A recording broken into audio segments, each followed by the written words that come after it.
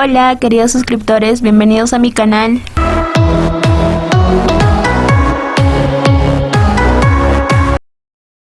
En el video del día de hoy les hablaré respecto a la historia de la contabilidad, la definición, la clasificación, los objetivos y algunas características. Entonces amigos, empecemos con el video.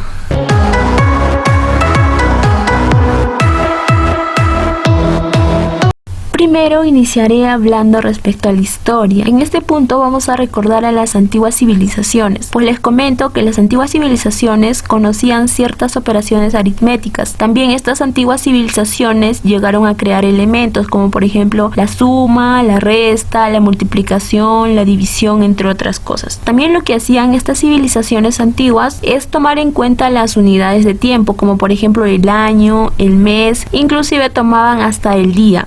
Ahora bien, para referirnos en sí a la historia de la contabilidad en el Perú, hay que mencionar que la contabilidad en el Perú se inicia desde la cultura inca. Entonces, dentro de esta cultura, algo que llamó la atención fue el término los quipus. Este término es una palabra quechua que significa nudo. Este término quipus los incas lo utilizaban para llevar la contabilidad. Dentro de los datos interesantes de los quipus, podemos mencionar que llegaban a medir 1.65 metros de ancho por 67 centímetros de largo. Esto es un aproximado porque en sí los quipus eran de diferentes tamaños. Otro dato interesante es que los incas llevaban las estadísticas en estos quipus. Por ejemplo, llevaban las estadísticas de las cosechas, del número de animales que cazaban, también llevaban estadísticas del censo de la población, entre algunas otras cosas. Entonces lo que tenemos aquí son algunos acontecimientos importantes dentro de la historia de la contabilidad en el Perú. Por ejemplo, iniciamos con el año 1605. En este año se creó el Tribunal de Contaduría Mayor de Cuentas. La principal función de esta entidad era vigilar el manejo de los fondos fiscales. En ese entonces, en el Perú, la principal fuente de ingreso era el impuesto aduanero. Luego pasamos al año 1825. En este año, Simón Bolívar ordena a todos los subprefectos el cobro de tributos y hubo varios que hicieron caso omiso a esta orden. Es por ello que en ese año se decretaron normas para todas aquellas personas que incumplían con pagar los tributos. Otro año importante también dentro de la historia de la contabilidad en el Perú fue el año 1942. En este año se creó el primer colegio de contadores públicos del Perú. Y por último tenemos el año 1987. En este año se crea el Sistema Nacional de Contabilidad. Esta institución se crea como ente normativo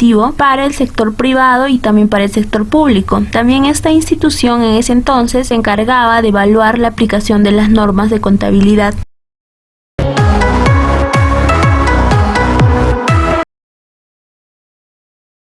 Bueno, para algunos de nosotros este nombre es bastante conocido, pero para algunos es nuevo. Fray Luca Pacioli, este personaje es conocido como el padre de la contabilidad. Fray Luca Pacioli nació en el año 1445 en Italia. Desde muy pequeño se interesó por el mundo de las matemáticas. Durante todo el trayecto de su vida se encargó de publicar varios libros. Ahora mencionaré algunos de los datos interesantes sobre la vida de Fray Luca Pacioli. Como primer dato, Fray Luca Pacioli fue uno de los matemáticos más importantes de su época. Como segundo dato, lo que hacía Fray Luca Pacioli fue escribir sus obras en lengua vulgar y no en latín, a diferencia de otros autores que en esa época lo hacían. Entonces, al realizar esto, Fray Luca Pacioli tuvo más difusión de sus obras. Finalmente, Fray Luca Pacioli tuvo una amplia trayectoria, sobre todo marcó un antes y un después en el mundo de la contabilidad. Fray Luca Pacioli falleció en Roma. Una frase muy representativa de Fray Luca Pacioli fue: quien nada hace no hace errores, quien no hace errores no aprende nada.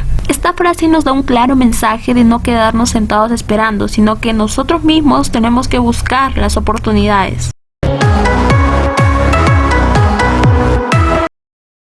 Muchos de los autores utilizan diferentes términos a la hora de definir a la contabilidad, por lo que en resumidas cuentas podemos afirmar que la contabilidad es un sistema de información que se basa en el registro, clasificación, la medición y el resumen de cifras expresadas básicamente en términos monetarios. También la contabilidad muestra el estado de las operaciones y transacciones realizadas por un ente económico contable, en este caso una organización, o comúnmente lo conocemos con el término empresa.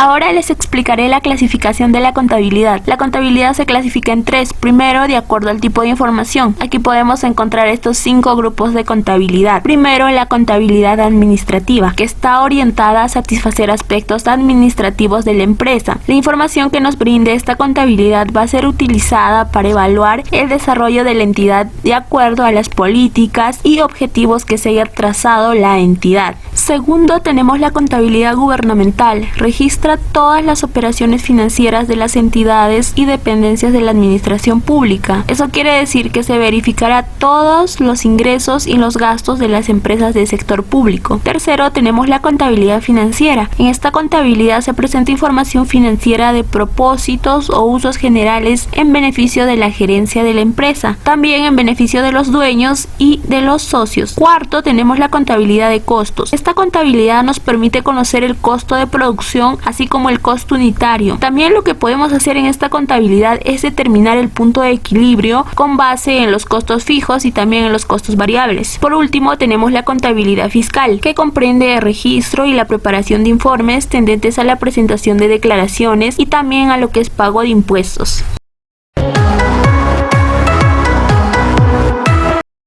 También la contabilidad se clasifica de acuerdo a la actividad, por lo que tenemos las empresas comerciales, industriales, agropecuarias y de servicios. En el caso de empresas comerciales son aquellas entidades que se dedican a la compra y venta de bienes o mercancías. Este tipo de empresas no realizan ningún tipo de transformación de materias primas. En el caso de las empresas industriales, este tipo de empresas sí se van a dedicar a procesar materias primas, por lo que podrán fabricar productos terminados. En el caso de empresas agropecuarias son todas aquellas entidades que se dedican a la agricultura y a la ganadería. Lo que hacen estas entidades es comercializar una serie de productos con el fin de satisfacer las necesidades de los consumidores. En el caso de empresas de servicios, se dedican a la prestación de servicios, de manera que puedan satisfacer las necesidades de sus clientes.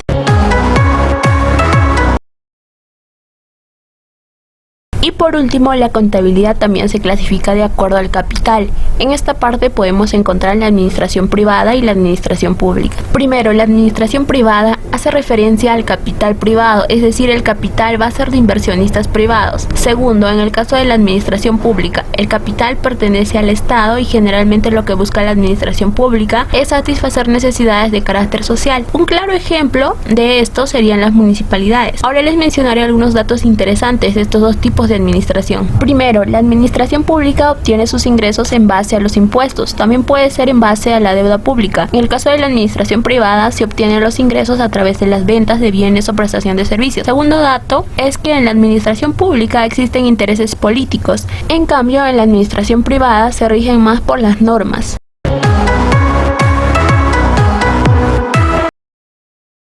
A continuación les presento algunos objetivos de la contabilidad. Primer objetivo, información, ya que la contabilidad debe brindar al usuario una información ordenada en cuanto al movimiento económico y financiero del negocio. Segundo, registro, ya que la contabilidad en todas las operaciones, ya sea de ingresos o egresos, debe llevar un registro preciso. Tercero, tenemos la transparencia, ya que nosotros como contadores tenemos que proporcionar una imagen clara respecto a la situación financiera de la empresa. Cuarto, toma de decisiones. Nosotros como profesionales estamos en la obligación de poder participar en la toma de decisiones estratégicas dentro de la organización, de manera que se pueda trabajar previa coordinación con todas las áreas de la empresa. Y por último tenemos la anticipación. Esto es muy importante, ya que la contabilidad se va a encargar de prever con anticipación las probabilidades futuras del negocio, por lo que el negocio a futuro puede que no sea muy rentable, entonces tendríamos que medir esto en base a ciertos indicadores.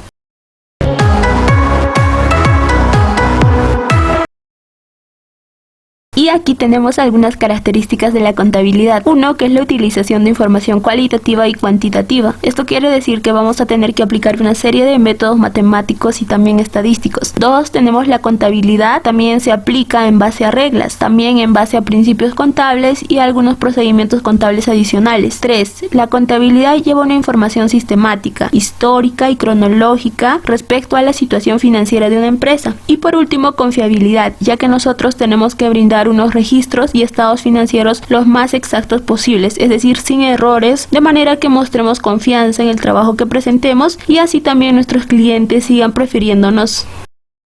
Amigos, si les gustó el video, no olviden suscribirse a mi canal, regalarme un like, compartir y activar la campanita de notificación para que nuestra comunidad crezca. Nos vemos en un próximo video.